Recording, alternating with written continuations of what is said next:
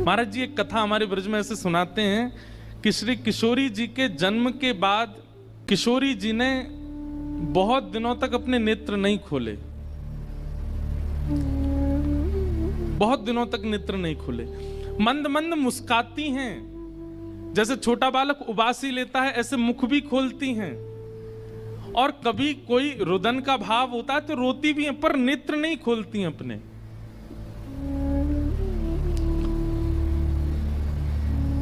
इस बात से वृषभानु जी बड़ी चिंता में थे, हमारी लाली नेत्र क्यों ना खोल रही है। तो इतने सारे लोग बधाई ले लेकर के आए, सब किशोरी जी को बधाई देने के लिए, मुख देखने के लिए सब आ रहे थे। कुछ दिन बीत जाने के बाद श्री नारद जी महाराज आए, और नारद जी महाराज जैसे आए वृषभानु जी को बधाई दी, तो वृषभानु जी प्रसन्न तो हैं, मुस्कुरा तो रहे हैं, लेकिन मन में कहीं ना कहीं क्षोभ है। नारद जी बोले, हे वृषभानु जी, आप इतने मंद हृदय के क्यों लग रहे हैं, क्या बात है? आपके मुखमंडल की प्रसन्नता तो अद्भुत होनी चाहिए, पर आपके मुखमंडल पर मलिनता देख करके ऐसा लगता है कोई चिंता है आपको। तो वृषभानु जी बोले, लाली को जन्म भयो है, खूब सुख, खूब आह्लाद और खूब उत्सव है रो है, लेकिन पता नहीं क्यों जादनाते लाली भैया वाने अपने नेत्र नहीं खोले हैं। हंसे, मुस्कावे, रोवे, उबासी लेवे, लेकिन नेत्र नहीं खोले। तब नारद जी महाराज बोले, मुंह को अपनी लाली को दर्शन कराए तूने। नारद जी महाराज जैसे गए, सुंदर स्वर्ण के पलना में किशोरी जी पौड़ी हैं, और जैसी नारद जी महाराज ने जाकर के किशोरी जी को दर्शन किया है, स्तब्ध हो गए, मानो जैसे समाधि सी लग गई हो देख करके। सब जानते हैं, सब देवी देवताओं को पता है कि श्रीमन नारायण जो श्री कृष्ण हैं, उनके हृदय का परमानंद, परम उन्मोद ही इस रूप में प्रकट हुआ है, उनकी आह्लादनी शक्ति ही इस रूप में हुआ है, उनकी आह्लादनी शक्ति ही इस रूप में प्रकट हुई है। नारद जी बोले, भानु बाबा एक काम करो, बोले कहा ने बाहर जाओ, मुकु ने एकांत में छोड़ो लाली के पास। वृषभानु जी बोले जो आज्ञा, और बाहर चले गए, और भीतर एकांत में श्री नारद जी महाराज सबसे पहले तो झुक करके अपनी जटाओं को किशोरी जी के चरणों से छुपाते हैं, और चरणों से जटा छुपाने के बाद श्री नारद जी महाराज चरणों में प्रणाम करते हुए विनती करते हैं किशोरी जी से। बहुत सुंदर भाव हमारे ब्रज में एक आश्रय का गाया जाता है। किशोरी जी के चरणों में कैसा आश्रय, कैसी प्रीति, नारद जी महाराज गा रहे हैं। हाँ हाँ,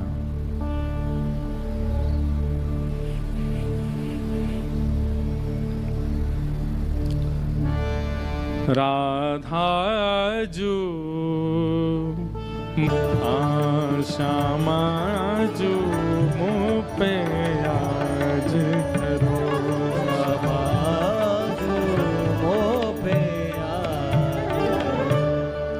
नारद जी महाराज सन्मुख बैठ करके आराधना कर रहे हैं किशोरी जी की, और किशोरी जी की आराधना वंदन करने के बाद अपनी जटाओं को किशोरी जी के चरणों से स्पर्श कराने के बाद नारद जी धीमे से किशोरी जी के पल्ले में झांक के देखते हैं, और भाव से कहते हैं, हे कृष्ण मनोहारिणी।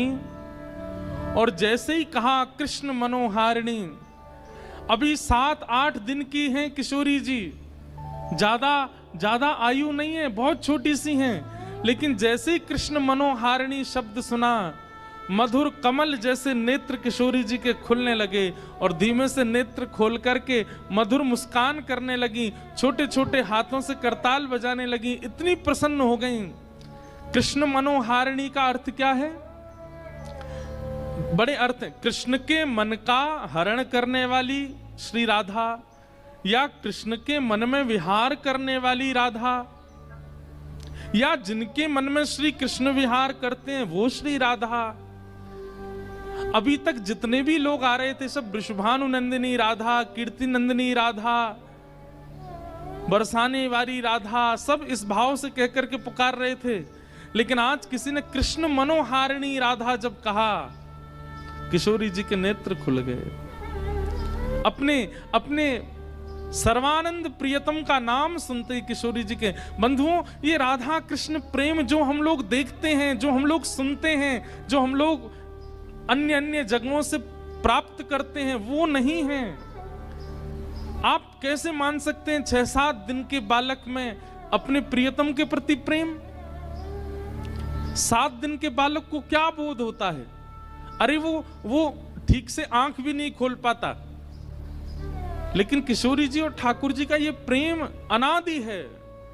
ये चारों युगों में कब का है ये भी नहीं कह सकते। अभी हम पर कृपा करने के लिए श्री कृष्ण राधा द्वापर में प्रकट हुए, लेकिन हमारे जुगल किशोर अजन्मा, हमारे ठाकुर जी तो अजन्मा हैं, इनका जन्म नहीं होता, ये नित्य विहार करते हैं। इनका जन्म, और ठाकुर जी का तो एक बार को मान सकते हैं कि जीव कल्याण, मानव कल्याण का भाव उनके चित्त में है, पर किशोरी जी का जन्म तो किसी अन्य की भावना से है ही नहीं। वो तो केवल ठाकुर जी के प्रेम के लिए पधारी हैं पृथ्वी पर।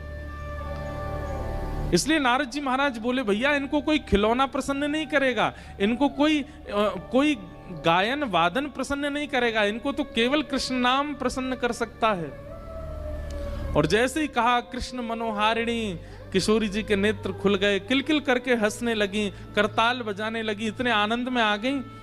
नारद जी अपने हाथ में करताल लेकर के झूम झूम करके कृष्ण मनोहारिणी कह करके गाने लगे। बाहर बैठे प्रतीक्षा कर रहे श्री वृषभानु जी को नन्ही सी बालिका की स्वर सुनाई देने लगा, हंसी का, उन्माद का, प्रसन्नता का वह स्वर उनके कानों में जाने लगा। वृषभानु जी बोले, ये इतनी जोर जोर से बालक हंस रहा है, ऐसा लगता मानो जैसे 6-7 महीने का बालक कोई मुस्कुरा रहा हो, हंस रहा हो। धीमे से एक खिड़की खोल करके भीतर देखा तो श्री नारद जी अपने हाथ में करताल लेके उन्माद कीर्तन कर रहे हैं, श्री कृष्ण मनोहारिणी। और पलना में 7-8 दिन की किशोरी जी उठ के बैठ गई हैं और बैठ के करताल बजा बजा करके खूब आनंद से हंस रही हैं, आनंदित हो रही हैं। वृषभानु जी को पहले तो विश्वास ही नहीं हुआ, ये कैसा दृश्य।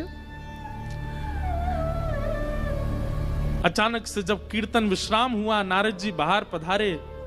नारद जी बोल के गए, चिंता मत करो, लाली बिल्कुल स्वस्थ है, कोई चिंता वाली बात नहीं है, कछु दिना में और लाली के नेत्र खुलन लगेंगे।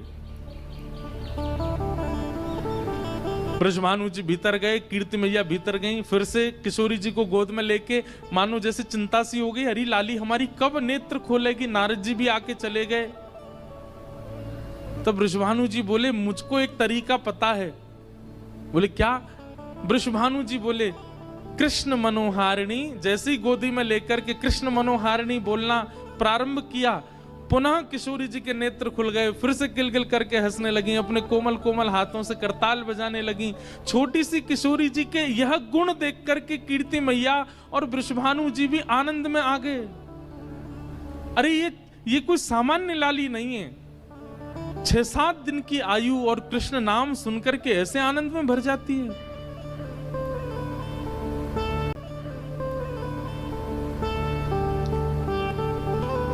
ऐसी हमारी किशोरी जी, कृष्ण नाम बहुत प्रिय है, कृष्ण शब्द बहुत प्रिय है श्यामा जी को।